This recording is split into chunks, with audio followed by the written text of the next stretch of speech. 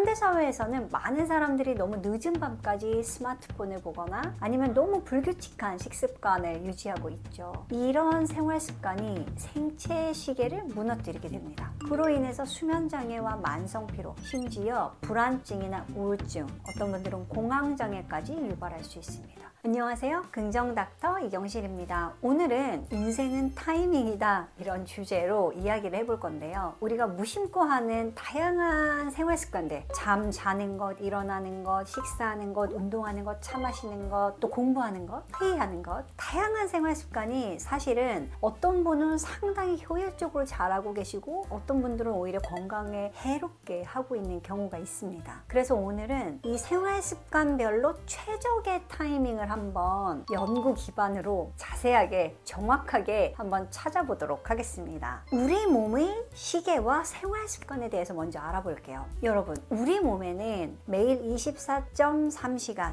약 24시간 주기로 움직이는 신비한 생체 시계, 서카디안 리듬이 있습니다. 알고 계셨나요? 이 리듬은 우리 수면과 각성, 그뿐만 아니라 호르몬 분비, 체온 조절, 소화 기능 조절 등 우리 몸의 거의 대부분의 신체 기능을 아주 정교하게 조율하는 데 매우 중요합니다. 최근 많은 연구들에서 이미 알게 된 사실, 이 생체 리듬을 무시하고 지내는 것만으로 우리는 비만, 당뇨, 우울증 이런 다양한 질병의 위험을 가질 수 있다고 경고하고 있습니다. 현대사회에서는 많은 사람들이 너무 늦은 밤까지 스마트폰을 보거나 아니면 너무 불규칙한 식습관을 유지하고 있죠. 이런 생활 습관이 생체 시계를 무너뜨리게 됩니다. 이 생활 패턴이 반복되면요, 우리 몸은 혼란에 빠집니다. 결국 건강 문제로 나타날 수밖에 없어요. 그렇다면 이 생체 시계를 어떻게 올바르게 맞출 수 있을까요? 첫 번째, 일주기 리듬과 호르몬, 즉 우리 몸의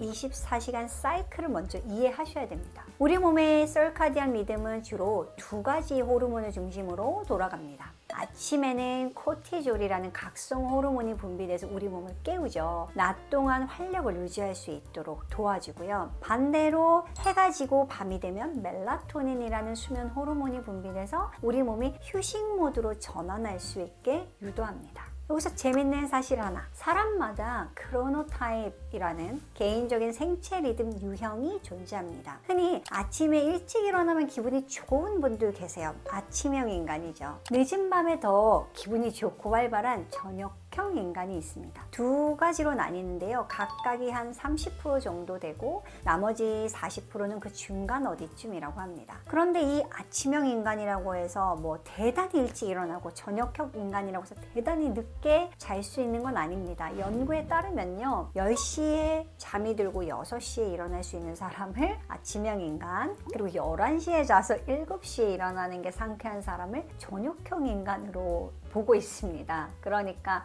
혹시 여러분들이 나 저녁형이야 그리고 새벽 2시에 주무시고 이러면 안 됩니다. 그럼 다음으로 수면과 기상 시간을 한번 알아볼게요. 당연히 밤에 자고 아침에 일어나는 게 맞겠죠. 우리는 동물이니까. 그런데요, 아침형 인간, 앞서 말씀드린 대로 밤 10시쯤 누워야 되는 사람이고 저녁형 인간마저도 밤 11시쯤에는 누우셔야 되는 분들이에요. 즉 입면 시간이 10시에서 11시 사이가 될 때 이 시간 전쯤에 멜라토닌이 충분히 활발하게 나와서 숙면에 도달하게 해주는 겁니다.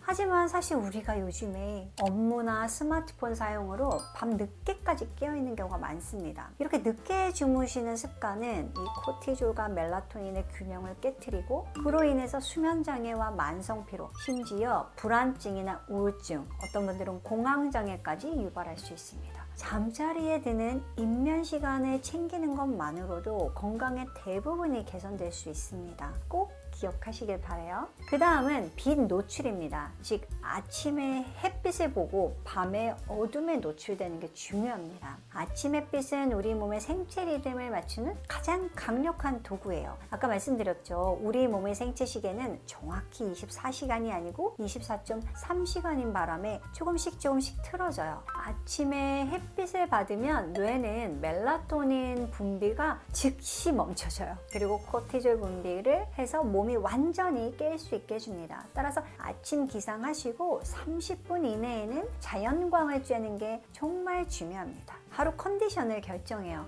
이거는 일상에서도 아시죠? 흐린 날 좀 컨디션이 좋지 않잖아요. 만약에 30분 내에 밖에 나가서 자연광을 쬐는 게 어렵다면 창문이라도 한번 열어보시면 좋겠습니다. 반대로요, 밤 시간에는 이 밝은 조명이 좋지 않습니다. 우리 생체 시계를 크게 방해하죠. 특히 스마트폰의 블루라이트는 멜라토닌 분비를 막아요. 그래서 수면의 질을 떨어뜨리고, 따라서 주무시기 한두 시간 전, 그래서 저는 9시부터는 핸드폰을 좀 보지 마셔라, 그리고 이 백색 등을 좀 끄셔라, 노란빛이 도는 등 있지 않습니까? 방에서 쓰는 다른 등을 이용해서 빛 조절을 하시는 게 중요합니다. 그 다음 식사 시간, 언제 먹느냐가 중요하죠. 여러분, 같은 음식을 먹어도요, 언제 먹느냐에 따라 몸이 반응하는 방식이 다릅니다. 이거 우리 선조들이 이미 알고 있었어요. 사과조차도 아침에 먹으면 금메달, 저녁에 먹으면 동메달이라는 말이 있죠. 비슷합니다. 최근 연구에 따르면 아침과 점심의 식사 비중을 늘리고 저녁은 일찍 가볍게 먹는 것이 가장 건강에 좋다는 게 심지어 연구로도 증명이 됐습니다. 반면 늦은 밤의 식사는 비만, 당뇨, 혈관 질환의 위험을 높이고 무엇보다 숙면을 방해합니다. 그래서 주무시기 최소 3시간 전에 식사를 끝내시는 습관을 가지는 게 좋고요. 생활 패턴이 어쩔 수 없다, 퇴근하고 먹어야 한다, 그렇다면 최대한 가볍게 소화가 잘 되는 음식을 선택하는 것이 중요합니다. 그 다음 커피는 언제 마시는 게 좋을까요? 아침에 눈 뜨자마자 커피부터 내리시는 분들 계시죠? 하지만 연구에 따르면 카페인의 기상 직후보다는 코티졸 수치가 막 올랐다가 떨어지기 시작하는, 그러니까 기상하고 한두 시간 후, 즉 9시에서 11시 사이에 드시는 게 가장 효과적이라는 연구가 있습니다. 오후나 저녁 늦게 카페인을 섭취하면 이 각성 효과 때문에 잠의 방해를 받을 수 있죠. 특히 오후 3시 이후에는 커피 대신 디카페인이나 카페인이 없는 허브차 또는 물로 대체하시는 습관을 기르는 게 좋습니다. 마지막, 운동은 언제 하는 게 좋을까요? 운동을 하는 거 정말 좋은데 환자분들 중에 너무 늦은 시간에 운동을 하는 바람에 수면 장애로 고생하는 분들이 있습니다. 또 운동하고 와서 뭔가